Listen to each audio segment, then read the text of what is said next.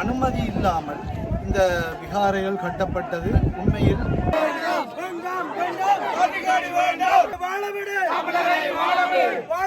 இந்த மன்னங்களின்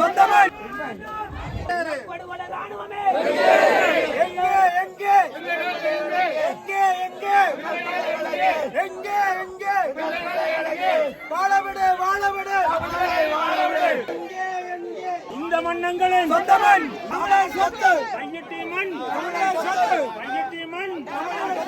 சட்டவிரோத விகாரியை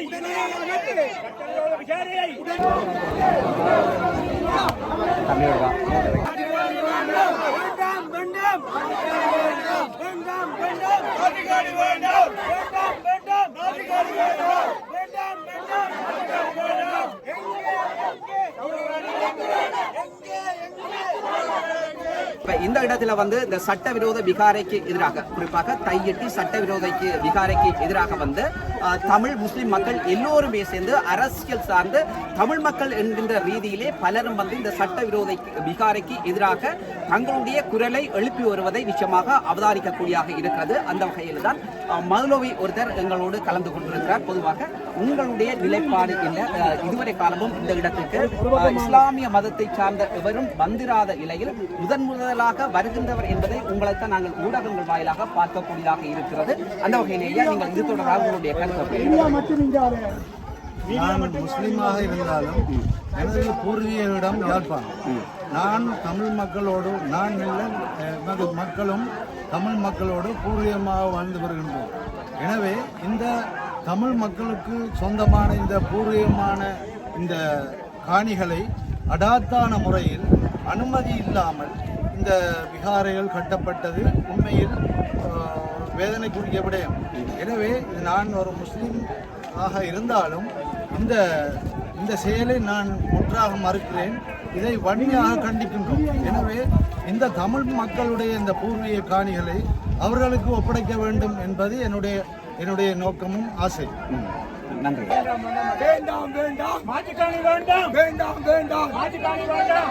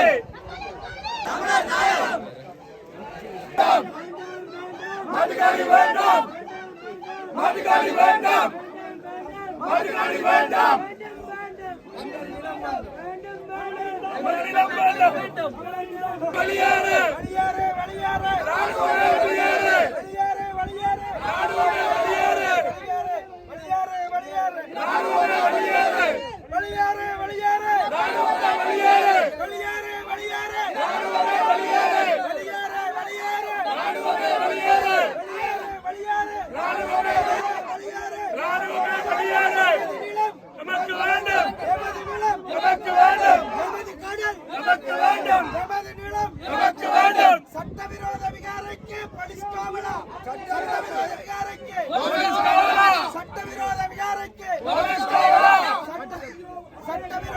விகாரைக்கு சட்டவிரோத கட்டடத்திற்கு சட்டவிரோத விகாரைக்கு சட்டவிரோத விகாரைக்கு வெளியேறு வெளியேறு வெளியேறு வெளியேறு வெளியேறு வெளியேறு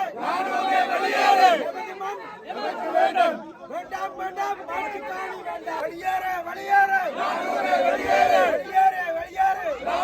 வெளியேறு சட்டவிரோத நடவடிக்கைக்கு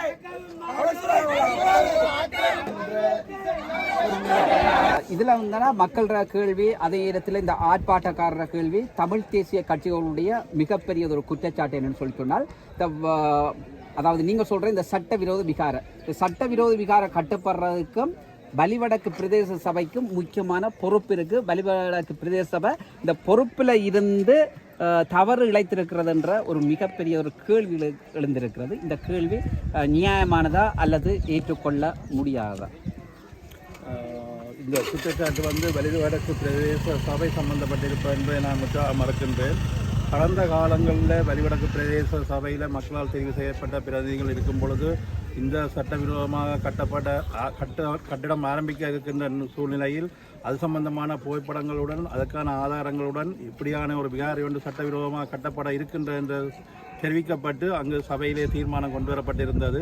குறிப்பாக அந்த தீர்மானத்தை முன்னின்று நான் செயற்படுத்தியிருந்தேன். எங்களுடைய வலிவடக்கு பிரதேச சபையின் தவிசாளர் அவர்கள் இது சம்பந்தமான அசம்பந்த போக்கு காரணமாக தான் இன்றைக்கு இந்த விகாரை கட்டப்பட்டிருக்கின்றது. குறிப்பாக இந்த விகாரை ஆரம்பத்தில் இதை தடுத்து நிறுத்தி இருக்க முடியும். உண்மையில் இதில் எங்களுடன் இணைந்து சில பிரதேச சபை உறுப்பினர்கள் கலையமுதன் மற்றும் ராஜேந்திரன் போன்றவர்கள் கூட எனக்கு ஒத்தாசை வழங்கியிருந்தார்கள். சபையிலே இதை நிறுத்துவதற்கான நடவடிக்கை நாங்கள் எடுத்து தீர்மானம் நிறைவேற்றப்பட்டிருந்தது. அந்த தீர்மானம் கூட குறித்த காலப்பகுதியில் சம்பந்தப்பட்ட தரப்புகளுக்கு அனுப்பி வைக்கப்படவில்லை. அதன் காரணமாக அதன் பிற்பாடும் தொடர்ச்சியாக இந்த கட்டடங்கள் கட்டப்பட்டு கொண்டிருக்கின்ற பொழுது நான் அது சம்பந்தமான புகைப்படங்களுடன் மீண்டும் சபை கூட்டங்களில் பிரதாவிக்கப்பட்டு இதை நிறுத்துவதற்கான நடவடிக்கை எடுக்க சொல்லி எங்களுடைய தமிழ் தேசிய அரசியல் இருக்கின்ற பாராளுமன்ற அனைத்து பாராளுமன்ற உறுப்பினர்களுக்கும் இது சம்பந்தமாக தெரியப்படுத்தி இருந்தும் அந்த நல்லாட்சி என்று சொல்லப்படுகின்ற அரசாங்க காலத்திலேயோ அதற்கு பிற்பட்ட காலத்திலேயோ இவர்கள் எந்த ஒரு பாராளுமன்ற உறுப்பினர்களும் இதை நிறுத்துவதற்கான நடவடிக்கை எடுக்கப்படவில்லை.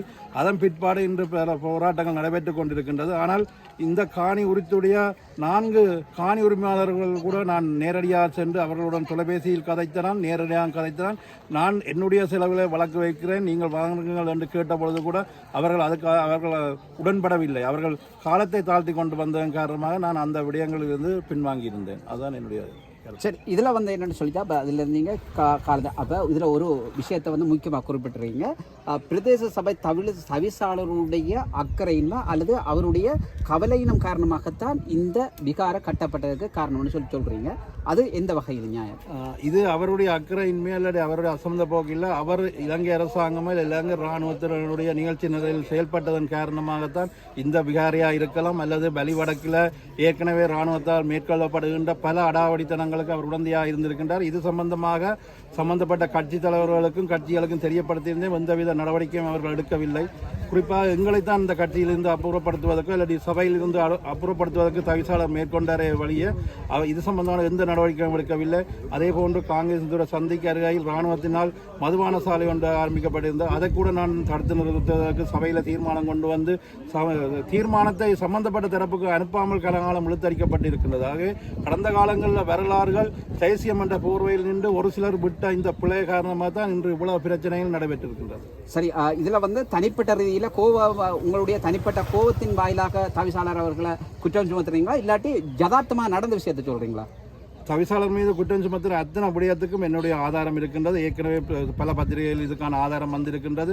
அதே போன்று அதுக்கான நாங்கள் முயற்சி எடுத்ததற்கான கடிதங்கள் இருந்து அனைத்து இதுவும் என்னிடம் இருக்கின்றது.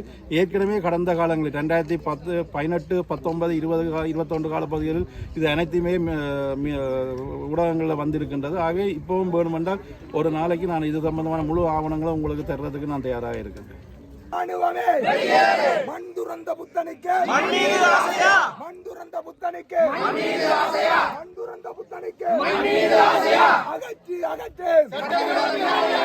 அகற்றி அகற்று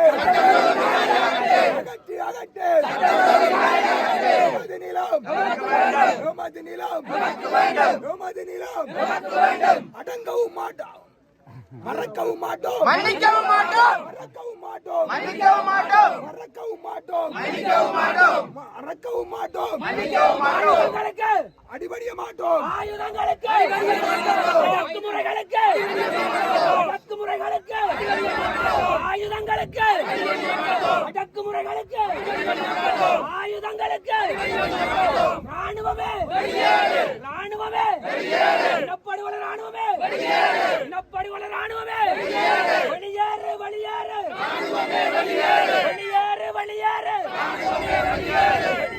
வெளியேறு வெளியேறு கையிட்டிமன் கையிட்டிமன் கையிட்டிமன் ராணுவமே கையிட்டிமன் ராணுவமே கையிட்டிமன் ராணுவமே சட்டவிரோத விகாரியை சட்டவிரோத விகாரியை சட்டவிரோத விகாரியை சட்டவிரோத விகாரியை சட்டவிரோத விகாரியை சட்டவிரோத விகாரியை வேண்டாம் வேண்டாம் அகற்று அகற்று அகற்று அகற்று அகற்று ராணுவமே ராணுவமே ராணுவமே வடக்கு கிழக்கம் வடக்கு கிழக்கம்